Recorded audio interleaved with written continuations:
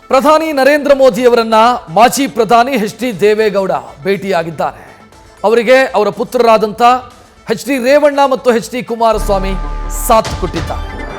ಪ್ರಧಾನಿ ಮೋದಿ ಜೊತೆ ದೋಸ್ತಿ ವಿಚಾರಕ್ಕೆ ಸಂಬಂಧಿಸಿದಂತೆ ಚರ್ಚೆಯಾಗಿದೆ ಅನ್ನೋ ಮಾಹಿತಿಯೂ ಕೂಡ ಲಭ್ಯ ಆಗ್ತಾ ಇದೆ. ದೆಹಲಿಯಲ್ಲಿ ಪ್ರಧಾನಿಯನ್ನು ಭೇಟಿಯಾಗಿ ಮಾತುಕತೆ ನಡೆದಿದೆ.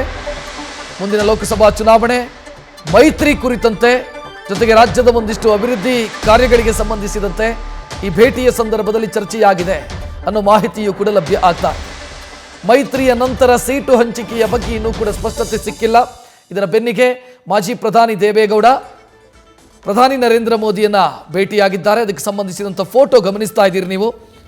ಮಾಜಿ ಪ್ರಧಾನಿ ದೇವೇಗೌಡ ಮತ್ತು ಎಚ್.ಡಿ. ಕುಮಾರಸ್ವಾಮಿ ಇಬ್ಬರು ನರೇಂದ್ರ ಮೋದಿ ಅವರ ಜೊತೆಗೆ ಮಾತುಕತೆ ನಡೆಸ್ತಾ ಇರುವಂಥ ದೃಶ್ಯವನ್ನ, ಆ ಫೋಟೋವನ್ನು ಗಮನಿಸಬಹುದು. ಅದಕ್ಕೂ ಮುಂಚಿತವಾಗಿ ಎಚ್.ಡಿ. ರೇವಣ್ಣ ಮತ್ತು ಪ್ರಜ್ವಲ್ ರೇವಣ್ಣ ಅವರು ಕೂಡ ಇದ್ದರು ಪ್ರಧಾನಿಯನ್ನ ಭೇಟಿ ಮಾಡೋ ಸಂದರ್ಭದಲ್ಲಿ. ಆ ಫೋಟೋವನ್ನು ಕೂಡ ನೀವು ಗಮನಿಸ್ತಾ ಇದ್ದೀರಿ. ಎಚ್.ಡಿ. ರೇವಣ್ಣ, ಎಚ್.ಡಿ. ಕುಮಾರಸ್ವಾಮಿ, ಮಾಜಿ ಪ್ರಧಾನಿ ಎಚ್.ಡಿ. ದೇವೇಗೌಡ ನರೇಂದ್ರ ಮೋದಿ ಅವರನ್ನ ಭೇಟಿಯಾಗಿರುವಂಥ ಫೋಟೋವನ್ನು ಗಮನಿಸ್ತಾ ಇದ್ದಾರೆ. ಮೈತ್ರಿಗೆ ಸಂಬಂಧಿಸಿದಂತೆ ಸೀಟು ಹಂಚಿಕೆ, ಜಾತ್ಯತೀತ ಜನತಾದಳಕ್ಕೆ ಎಷ್ಟು, ಬಿಜೆಪಿಗೆ ಎಷ್ಟು, 28ರ ಪೈಕಿ. ಸೊ ಇದರ ಬಗ್ಗೆ ಇನ್ನೂ ಕೂಡ ಸ್ಪಷ್ಟತೆ ಸಿಕ್ಕಿಲ್ಲ. ಈ ಬೆನ್ನಿಗೆ ಈಗ ಮಾಜಿ ಪ್ರಧಾನಿ ದೇವೇಗೌಡರು ನರೇಂದ್ರ ಮೋದಿ ಅವರನ್ನ ಭೇಟಿಯಾಗಿ ಮಾತುಕತೆ ನಡೆಸಿರೋದು ಈಗ ಮಹತ್ವವನ್ನು ಪಡ್ಕೊಳ್ತಾ ಇದೆ. ರಾಜಕೀಯದ ವಿಷಯಗಳಲ್ಲಿ ಎರಡೂ ಪಕ್ಷಗಳು ಈಗಾಗಲೇ ಮೈತ್ರಿಗೆ ಸಂಬಂಧಪಟ್ಟಾಗಿ ಚರ್ಚೆಗಳೇನಾಗಿದೆ, ನಮ್ಮ ಉದ್ದೇಶ ಇರತಕ್ಕಂಥದ್ದು 28ಕ್ಕೆ 28 ವಿಧಾನಸಭಾ ಕ್ಷೇತ್ರಗಳಲ್ಲಿ, ಲೋಕಸಭಾ ಕ್ಷೇತ್ರದಲ್ಲಿ ಎರಡೂ ಪಕ್ಷಗಳು ಗೆಲ್ಲಬೇಕು ಅಂತಕ್ಕಂಥದ್ದು ನಮ್ಮ ಈ ಮೈತ್ರಿಯ ಹಿನ್ನೆಲೆ ಏನಿದೆ ಅದ್ರ ಬಗ್ಗೆ ಹಲವಾರು ವಿಷಯಗಳನ್ನು ಚರ್ಚೆ ಮಾಡಿದ್ದಾರೆ. ಸೀಟ್ ಹಂಚಿಕೆಯ ವಿಷಯದಲ್ಲಿ ಯಾವುದೇ ರೀತಿ ಸಮಸ್ಯೆಗಳಿಲ್ಲ, ಅದನ್ನು ಭಾಳ ಸ್ಪಷ್ಟವಾಗಿ ಹೇಳ್ತೇನೆ. ನಂತರ ನಾನು ಒಂದು ದೆಹಲಿಯಲ್ಲಿ ನಡೀತಾ ಇರತಕ್ಕಂಥ ಈಗಿನ ಬೆಳವಣಿಗೆ ಏನಿದೆ, ಮೊನ್ನೆ ಪಾರ್ಲಿಮೆಂಟಿಗೆ ನಮ್ಮ ಕರ್ನಾಟಕದ ಒಬ್ಬ ಯುವಕ ದಾಳಿ ಮಾಡ್ತಕ್ಕಂಥ ಒಂದು ಘಟನೆಯ ಬಗ್ಗೆ, ಇವತ್ತೇನು ಲೋಕಸಭೆ ಮತ್ತು ರಾಜ್ಯಸಭೆ ಇವತ್ತು ಸುಗಮವಾಗಿ ನಡೆಯೋದಕ್ಕೆ ವಿರೋಧ ಪಕ್ಷಗಳು ಸರ್ಕಾರದ ಭದ್ರತೆಯ ವೈಫಲ್ಯಗಳ ಹೆಸರಿನಲ್ಲಿ ಸದನ ನಡೀಲಿಕ್ಕೆ ಬಿಡದೆ ಇವತ್ತೇನು ಎರಡೂ ಸದನದಿಂದ ಲೋಕಸಭೆಯ ರಾಜ್ಯಸಭೆಯ ವಿರೋಧ ಪಕ್ಷದ ಸದಸ್ಯರುಗಳನ್ನು ಹೊರಗಾಕಿರ್ತಕ್ಕಂಥ ವಿಷಯದಲ್ಲಿ ನಾನು ಸಿದ್ದರಾಮಯ್ಯನವರು ಮನೆ ಹೇಳಿಕೆ ಕೊಟ್ಟಿದ್ದು ಗಮನಿಸಿದ್ದೇನೆ. ಒಂದು ಪ್ರಬಲವಾದ ವಿರೋಧ ಪಕ್ಷ ಇರಬೇಕು, ಪ್ರಜಾಪ್ರಭುತ್ವದ ವ್ಯವಸ್ಥೆ ಉಳಿಬೇಕಾದರೆ ಪ್ರಬಲ ವಿರೋಧ ಪಕ್ಷ ಇರಬೇಕು. ಈ ರೀತಿಯ ಸದಸ್ಯರನ್ನ ಹೊರಗಾಕಿ ಪ್ರಜಾಪ್ರಭುತ್ವದ ವ್ಯವಸ್ಥೆಗೆ ಧಕ್ಕೆ ತರಬಾರ್ದು ಅಂತಕ್ಕಂಥ ಒಂದು ಸಲಹೆ ಕೊಟ್ಟಿದ್ದನ್ನು ಗಮನಿಸಿದೆ. ನಾನು ಸಿದ್ದರಾಮಯ್ಯನವರಿಗೆ, ಮಲ್ಲಿಕಾರ್ಜುನ್ ಖರ್ಗೆ ಅವ್ರಿಗೂ ಕೇಳಲಿಕ್ಕೆ ಬಯಸ್ತೀನಿ, ಇವತ್ತು ಯಾರೋ ಒಬ್ಬ ಲೋಕಸಭಾ ಸದಸ್ಯರ ಪಾಸನ್ನು ಕೊಟ್ಟಿದ್ದಾರೆ ಅಂತ ಹೇಳಿ ಮೈಸೂರಿನ ಲೋಕಸಭಾ ಸದಸ್ಯರ ಮೇಲೆ ನಿಮ್ಮ ವಾಗ್ದಾಳಿನೂ ಗಮನಿಸಿದ್ದೇನೆ. ಇದೇನು ಹೊಸದಾಗಿ ಕೊಟ್ಟಿರ್ತಕ್ಕಂಥದ್ದು ಪಾಸ್ ಕೊಡ್ತಕ್ಕಂಥ ವ್ಯವಸ್ಥೆ ಲೋಕಸಭಾ ಸದಸ್ಯರಿಗಿರ್ಬೋದು, ವಿಧಾನಸಭೆ ಸದಸ್ಯರಿಗೆ ಇವತ್ತು ಸದನದ ಕಲಾಪ ನೋಡಲಿಕ್ಕೆ ಭಾಳ ಜನ ಬಂದು ತಗೊಂಡು ಹೋಗತಕ್ಕಂಥದ್ದು ಸರ್ವೇ ಸಾಮಾನ್ಯ ಈ ಒಂದು ಪ್ರಜಾಪ್ರಭುತ್ವದ ವ್ಯವಸ್ಥೆಯಲ್ಲಿ. ಏನೋ ಇವರಿಗೆ ಅವನು ಭಯೋತ್ಪಾದನೆ ಮಾಡಲಿಕ್ಕೆ ಪಾಸ್ ತಗೊಂಡು ಹೋಗ್ತಾನೆ ಅಂತ ಪಾಪ ಇವ್ರಿಗೇನು ಕನಸು ಬೀಳಬೇಕಾ? ಈಗ ಅದನ್ನೇ ಇವತ್ತು ಭದ್ರತಾ ವೈಫಲ್ಯ ಅಂತ ನೀವು ಹೇಳೋದಾದರೆ, ಕರ್ನಾಟಕದಲ್ಲಿ ಕಾಂಗ್ರೆಸ್ ಸರ್ಕಾರ ಆಡಳಿತವನ್ನು ನಡೆಸೋದಕ್ಕೆ ಪ್ರಾರಂಭ ಮಾಡಿದ ಮೇಲೆ, ಬಹುಶಃ ಕಳೆದ ಜೂನ್ ಜುಲೈ ತಿಂಗಳಲ್ಲಿ ನಡೆದಂಥ ಕರ್ನಾಟಕದ ವಿಧಾನಸಭೆ ಕಲಾಪದಲ್ಲಿ ಒಬ್ಬ ವ್ಯಕ್ತಿ ವಿಧಾನಸಭೆಯ ಕಲಾಪ ನಡೀಬೇಕಾದರೆ ಶಾಸಕರ ಒಂದು ಆಸನದಲ್ಲಿ 1-1.5 ಗಂಟೆ ಸಭೆಯ ಕಲಾಪದಲ್ಲಿ ಭಾಗವಹಿಸ್ತಾನೆ. ಕರ್ನಾಟಕದ ವಿಧಾನಸಭೆ ಅಧಿವೇಶನ ನಡೀಬೇಕಾದರೆ ಇದೇ ಕಾಂಗ್ರೆಸ್ ಸರ್ಕಾರದಲ್ಲಿ 1-1.5 ಗಂಟೆ ಕೂರ್ತಾನಲ್ಲಿ. ಹಾಗಿದ್ರೆ ಅವತ್ತಿನ ವೈಫಲ್ಯದ ಬಗ್ಗೆ ಸರ್ಕಾರ ಏನು ಹೇಳುತ್ತೆ? ಕಾಂಗ್ರೆಸ್ ಪಕ್ಷ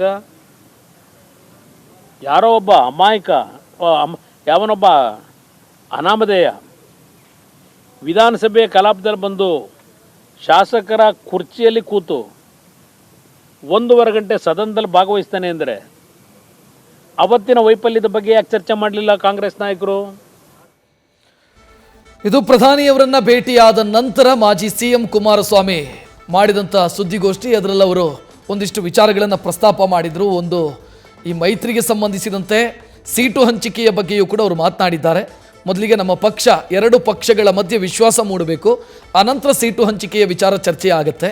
ಅದರಲ್ಲೂ ನಾವು ಎಷ್ಟು ಕ್ಷೇತ್ರದಲ್ಲಿ ಗೆಲ್ಲುವಂಥ ಸಾಮರ್ಥ್ಯ ನಮಗಿದೆಯೋ ಅಷ್ಟು ನಾವು ಸೀಟ್ ಬೇಕು ಅಂತ ಕೇಳ್ತೀವಿ, ಕ್ಷೇತ್ರಗಳು ಬೇಕು ಅಂತ ಕೇಳ್ತೀವಿ, ಆನಂತರ ಮುಂದೆ ಮಾತುಕತೆ ಆಗುತ್ತೆ. ಪ್ರಧಾನಿ ನರೇಂದ್ರ ಮೋದಿಯವರು HD ದೇವೇಗೌಡರನ್ನು ಅತ್ಯಂತ ಗೌರವಯುತವಾಗಿ ಈ ಹಿಂದೆಯೂ ಕೂಡ ನಡೆಸ್ಕೊಂಡಿದ್ದಾರೆ. ಆ ಗೌರವದ ಕಾರಣಕ್ಕಾಗಿ ಈ ಮೈತ್ರಿ ಆಗಿದೆ ಅನ್ನೋದನ್ನು ಕೂಡ ಕುಮಾರಸ್ವಾಮಿ ಅವರು ಇದೇ ಸುದ್ದಿಗೋಷ್ಠಿಯಲ್ಲಿ ಸ್ಪಷ್ಟಪಡಿಸಿದರು.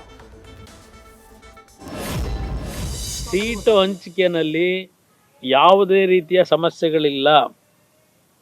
ಸುಗಮವಾಗಿ BJP ಮತ್ತು JDSನ ಯಾವ್ಯಾವ ಲೋಕಸಭಾ ಕ್ಷೇತ್ರದಲ್ಲಿ ಅಭ್ಯರ್ಥಿಗಳು ನಿಲ್ಲಬೇಕು ಅಂತಕ್ಕಂಥದ್ದು ಸುಗಮವಾಗಿ ಎಲ್ಲ ರೀತಿಯಲ್ಲಿ ಅಂತಿಮ ನಿರ್ಣಯಗಳನ್ನು ಮಾಡ್ತೀವಿ.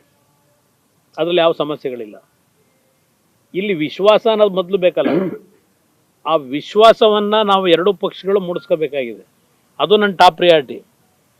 ಅದಕ್ಕೆ ನಾವು ಹೆಚ್ಚಿನ ಒತ್ತು ಕೊಟ್ಟಿದ್ದೇವೆ. 2 ಪಕ್ಷಗಳಲ್ಲಿ ದೆಹಲಿ ಮಟ್ಟದ ನಾಯಕರಿರಲಿ, ರಾಜ್ಯ ಮಟ್ಟದ ನಾಯಕರಿರಲಿ, ಎಲ್ಲರ ಜೊತೆಯಲ್ಲಿ ವಿಶ್ವಾಸವನ್ನು ಇವತ್ತು ಯಾವ ರೀತಿ ನಾವು ಪರಸ್ಪರ ಇವತ್ತು ಮೂಡಬೇಕಾಗಿದೆ ನಮಗೆ, ಅದು ನಮಗೆ ಪ್ರಾಮುಖ್ಯತೆ ಇರೋದು. ಸೀಟ್ ಹಂಚಿಕೆ 1 ಸೀಟ್ ಹೆಚ್ಚಿಗೆ ತಗೊಳ್ಳೋದು, ಕಡಿಮೆ ತಗೊಳ್ಳೋದು ಅದು ನಂತರ. ಅದು ಯಾವುದೇ ರೀತಿ ಗೊಂದಲಗಳಿಲ್ಲ.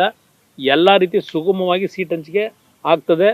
ಬೈ ಜನವರಿ ಎಂಡ್ ಒಳಗೆ ನಾವು 2 ಪಕ್ಷಗಳು ಈ ಸರ್ಕಾರದ ಏನು ಲೂಟಿ ಇದೆಯಲ್ಲ, ಆ ಲೂಟಿ ಮೇಲೆ ಚುನಾವಣೆ ನಡೆಸ್ತೀವಿ ಅಂತ ತಿಳ್ಕೊಂಡಿದ್ದಾರೆ. ಖಜಾನೆ ಖಾಲಿ ಮಾಡಿ ಅದರ ವಿರುದ್ಧ ಯಾವ ರೀತಿ ಹೋರಾಟ ಮಾಡಬೇಕು ಅನ್ನೋದಕ್ಕೆ ಒಗ್ಗಟ್ಟಿನಿಂದ ಹೋಗಲಿಕ್ಕೆ ಎಲ್ಲ ರೀತಿಯಲ್ಲಿ ವೇದಿಕೆ ಸಿದ್ಧ. ಈ ಬಗ್ಗೆ ಹೆಚ್ಚಿನ ಡೀಟೇಲ್ ನೀಡೋದಕ್ಕೆ ನಮ್ಮ ದೆಹಲಿ ಪ್ರತಿನಿಧಿ ಜಗದೀಶ್ ನೇರ ಸಂಪರ್ಕದಲ್ಲಿ. ಜಗದೀಶ್, ಕುಮಾರಸ್ವಾಮಿ ಅವರು ಮಾತನಾಡಿದ್ದನ್ನು ನೋಡಿದ್ವಿ, ಅಂದರೆ ಭೇಟಿಯಾದ ನಂತರ ನಡೆಸಿದಂಥ ಸುದ್ದಿಗೋಷ್ಠಿಯನ್ನು ಗಮನಿಸಿದ್ವಿ. ಭೇಟಿಯಲ್ಲಿ ಏನಾಗಿದೆ ಅನ್ನೋದು ಈಗ ಸಸ್ಪೆನ್ಸು. ಏನಾಗಿರಬಹುದು, ಯಾವ ವಿಚಾರಗಳು ಚರ್ಚೆಯಾಗಿರುತ್ತೆ, ಇನ್ಸೈಡ್ ಡೀಟೇಲ್ ಏನಾದರೂ ಸಿಗತ್ತಾ?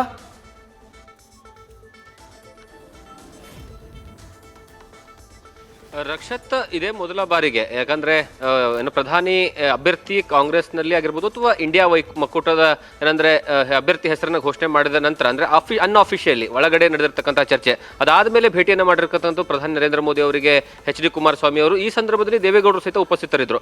ಆ ಸಂದರ್ಭದಲ್ಲಿ ಚರ್ಚೆ ಆಗಿರುವಂತಹ ವಿಚಾರ ಏನಂತಂದ್ರೆ ಮೈತ್ರಿಯ ವಿಚಾರವಾಗಿ ರಾಜ್ಯದಲ್ಲಿರ್ತಕ್ಕಂತಹ ಸದ್ಯದ ಪರಿಸ್ಥಿತಿ ಏನು ಅನ್ನುವಂಥದ್ದು.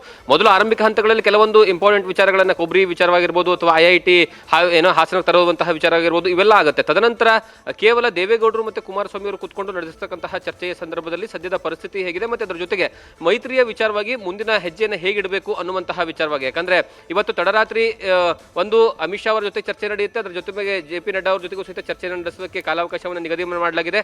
ಅದಕ್ಕಿಂತ ಮುಂಚಿತವಾಗಿ ಪ್ರಧಾನಿಯವರ ಜೊತೆಗೆ ಕೇವಲ ಮೇಲ್ನೋಟದ ಚರ್ಚೆಗಳು ಮಾತ್ರ ಆಗಿರುವಂಥದ್ದು. ಯಾವುದೇ ಕಾರಣಕ್ಕೂ ಸಹಿತ ಸೀಟು ಹಂಚಿಕೆ ಎಷ್ಟು ತೆಗೆದುಕೊಳ್ಳಬೇಕು, ಎಷ್ಟು ತೆಗೆದುಕೊಳ್ಳಬಾರದು ಅನ್ನುವಂತಹ ವಿಚಾರ ಚರ್ಚೆ ಆಗಿಲ್ಲ. ಅದು ಇವತ್ತು ತಡರಾತ್ರಿ ನಡೆಯುವಂತಹ ಸಭೆಯಲ್ಲಿ ಅಂತಿಮವಾಗಿ ಆಗುತ್ತೆ.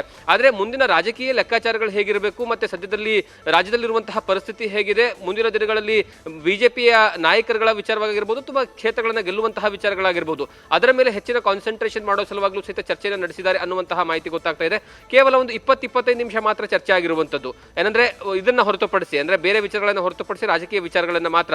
ಹಾಗಾಗಿ ಏನಂತಂದ್ರೆ ಈಗ ಕುತೂಹಲ ಮೂಡಿಸ್ತಿರುವಂತದ್ದು ರಾತ್ರಿ ನಡೆಯುವಂತಹ ಸಭೆಯ ವಿಚಾರವಾಗಿ. ಅಲ್ಲಿ ಬಹುತೇಕ ಫೈನಲ್ ಆಗುತ್ತೆ ಎಷ್ಟು ಸೀಟ್ಗಳಿರ್ತವೆ ಮತ್ತೆ ಜನವರಿಯ ಅಂತ್ಯದ ಸಂದರ್ಭದಲ್ಲಿ ಸ್ವತಃ ಕುಮಾರಸ್ವಾಮಿ ಅವರೇ ಆನ್ ದಿ ರೆಕಾರ್ಡ್ ಹೇಳುವಂತಹ ಸಂದರ್ಭದಲ್ಲಿ ಅವರು ಮೆನ್ಷನ್ ಅನ್ನ ಮಾಡ್ತಾರೆ. 20ನೇ ಜನವರಿ ಎಂಡ್ ವೇಳೆಗೆ ನಾವು ಏನಂತಂದ್ರೆ ಒಂದು ದೊಡ್ಡ ಮಟ್ಟದ ಸರ್ಕಾರದ ವಿರುದ್ಧವಾಗಿ ಹೋರಾಟಕ್ಕೆ ಪ್ಲಾನ್ ಅನ್ನ ಮಾಡ್ಕೊಳ್ತೀವಿ.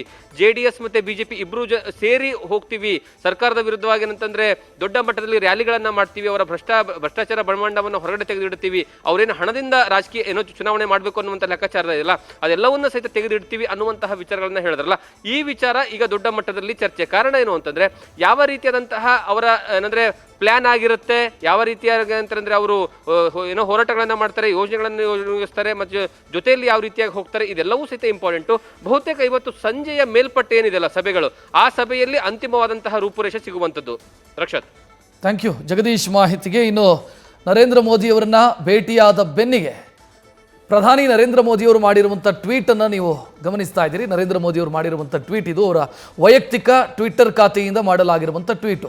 ಯಾವಾಗಲೂ ಕೂಡ ದೇವೇಗೌಡರನ್ನ ಭೇಟಿಯಾದಾಗ ಖುಷಿಯಾಗುತ್ತೆ ಮತ್ತು ಅವರು ಕೊಟ್ಟಂಥ ಕೊಡುಗೆ, ದೇಶದ ಅಭಿವೃದ್ಧಿಗೆ ಕೊಟ್ಟಂಥ ಕೊಡುಗೆ, ಸೊ ಇದರ ಬಗ್ಗೆಯೂ ಕೂಡ ನಾವು ಮಾತುಕತೆಯನ್ನು ನಡೆಸಿದ್ದೀವಿ ಅಂತ ಪ್ರಧಾನಿ ಟ್ವೀಟ್ ಮಾಡಿರೋದನ್ನು ನೋಡ್ತಾ ಇದ್ದೀರಿ. ದೇವೇಗೌಡರನ್ನ, ಕುಮಾರಸ್ವಾಮಿಯವರನ್ನ ಮತ್ತು ಎಚ್ ಡಿ ರೇವಣ್ಣ ಅವರನ್ನು ಮೆನ್ಷನ್ ಮಾಡಿ ಟ್ವೀಟ್ ಮಾಡಿದ್ದಾರೆ. ಆ ಟ್ವೀಟನ್ನು ಕೂಡ ನೀವು ನೋಡ್ತಾ ಇದ್ದೀರಿ. ನ್ಯೂಸ್ ಫಸ್ಟ್ ನಿರ್ಭೀತಿಯಿಂದ ನಿಮ್ಮ ಪರವಾಗಿ.